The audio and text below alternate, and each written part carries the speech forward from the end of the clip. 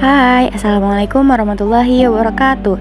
Bersama saya, Dewi Zahra Komala dengan nomor induk mahasiswa 5202312233. Saya berasal dari Prodi SPI. Di sini, saya akan menjelaskan sedikit pemaparan mengenai Arab pra-Islam. Sebelum kita memulai videonya, jangan lupa untuk tekan tombol subscribe dan nyalakan loncengnya. Negara Arab terletak di semenanjung Arab yang berada di Timur Tengah dan merupakan semenanjung terbesar di dunia. Bangsa Arab sendiri pada periode pra-Islam atau disebut sebagai bangsa jahiliyah yang merujuk pada definisi negatif yakni zaman kebodohan. Pada masa ini, orang-orang Arab diyakini melakukan segala perilaku yang bersifat merusak dan berdosa seperti perjudian, minum minuman keras, riba, dan percabulan. Hampir satu-satunya hal positif yang ada di era jahiliyah adalah perkembangan puisi di zamannya. Orang-orang Arab jahiliyah dibagi ke dalam masing-masing garis kesukuan yang namanya diambil dari pemimpin terkemuka dari keturunannya. Suku-suku ini terdiri dari kelompok-kelompok keluarga yang lebih kecil yang disebut klan, yang seringkali bersaing untuk memperebutkan kekayaan dan status. Namun, ketika ancaman yang lebih besar muncul dengan sendirinya, klan biasanya akan menghentikan pertengkaran mereka dan kembali bersatu untuk melawan bersama. Pada masa jahiliyah, belum ada hukum yang ditetapkan. Orang Arab diadili secara sewenang-wenang, bahkan keberpihakan yang tidak adil hingga penyuapan menjadi hal biasa.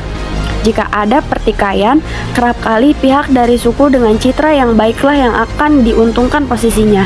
Atau, dalam kasus kejahatan sekalipun, jika pihak tertuduh berasal dari suku yang lebih kuat daripada pihak yang dirugikan, maka mereka akan bebas dari jeratan hukum.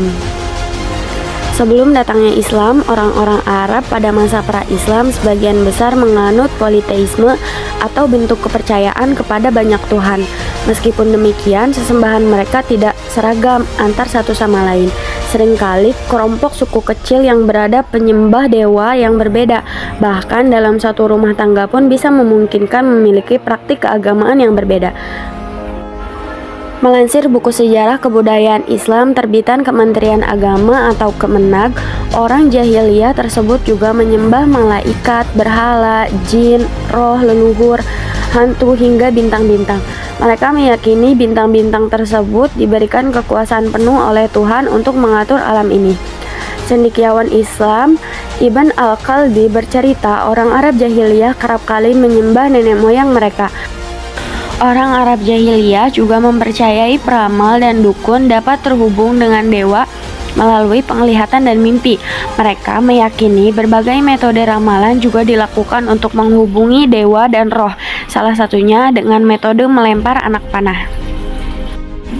Namun, selain hal-hal negatif yang dilakukan pada masa jahiliyah, ada salah satu hal positif pada masa jahiliyah, yakni mereka memiliki kesenian, yaitu sebuah puisi. Puisi ini merupakan seni dan keterampilan yang sangat dihormati di kalangan orang Arab, serta menjadi hal yang disebut perkara positif pada masa jahiliyah. Nah, topik-topik puisi jahiliyah yang terkenal beragam, mulai dari meratapi kematian, kekasih, hingga uraian yang rumit tentang unta penyair.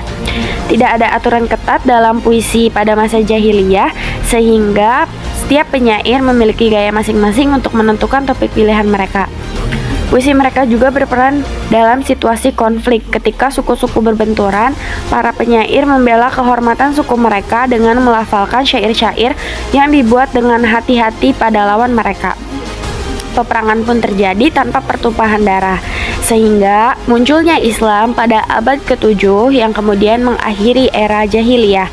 Rasulullah SAW kemudian memperkenalkan cara hidup baru dengan pedoman Al-Quran yang diwahyukan kepadanya. Sekian pemaparan singkat yang dapat saya sampaikan mengenai Arab pra-Islam. Semoga dapat memberikan manfaat bagi kita semua.